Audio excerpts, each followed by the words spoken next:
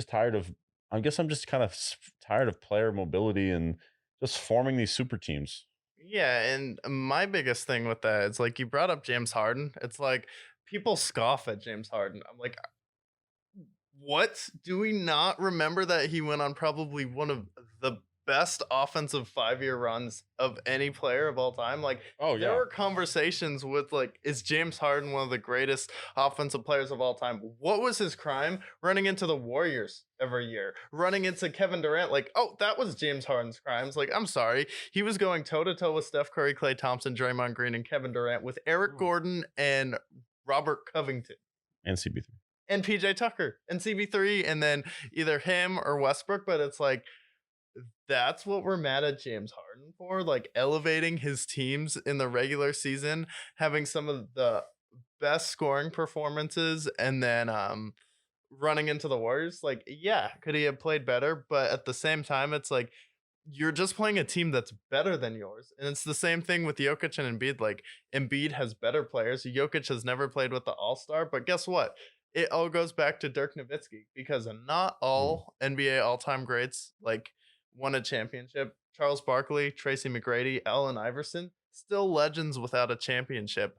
It's And then true. you do see someone like Dirk Nowitzki. Dirk Nowitzki's championship means a lot more to me than some of these other guys where he did it with a team and they were just a great basketball team and they all had a Mm. goal in common. And then Giannis, all of his championships are more impressive than LeBron's. Like, and the more I'm sure he's going to win more. And then even someone like Jason Tatum, who's willing to stay in Boston, I get it's a great situation, but he's someone who stayed there. And then you just see these guys who, as soon as it goes south, they bounce. And then I feel like it's been comical in the NBA, the players that are asking for a trade. Like Kevin Durant looks like an insane person, like going to It's true. from the Warriors to Brooklyn to Phoenix. And it's like he let the media get in his head with Golden State. Like he could have stayed there and just won 7 rings and been, I don't know, arguably the greatest player of all time.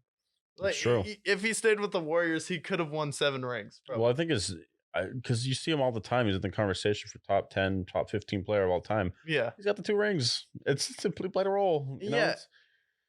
It's like if he would have stayed there and won 5, 6, 7, 8 titles with them, which I mean, come on, that team was nasty. You know, what were we talking about? We could be talking about a totally different conversation.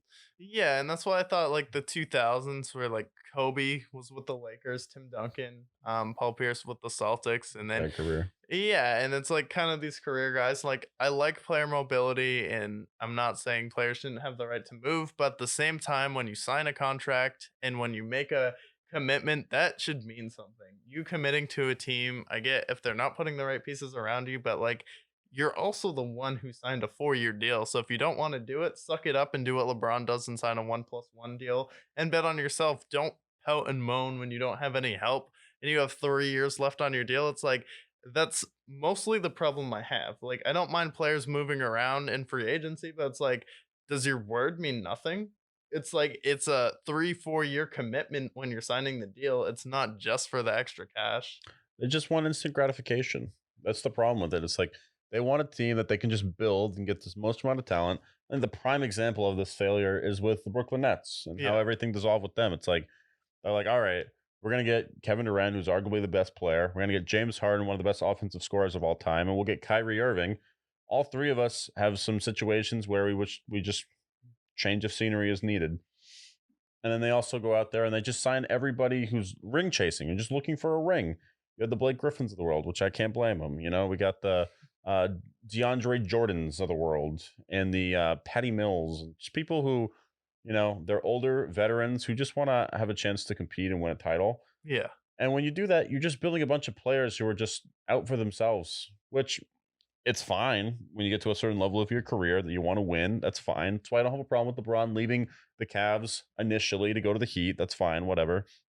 And I don't even have a problem with Kevin Durant leaving the Thunder to go to the Warriors at this point. The problem that I have is the fact that he left the Warriors, which was the greatest situation in the history of NBA.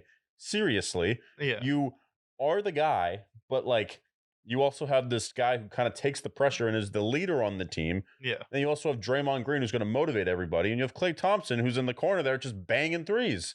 You had the greatest situation ever. And you fucked it up. You went to the Nets, and it was a disaster. Yeah. Yeah, it was the absolute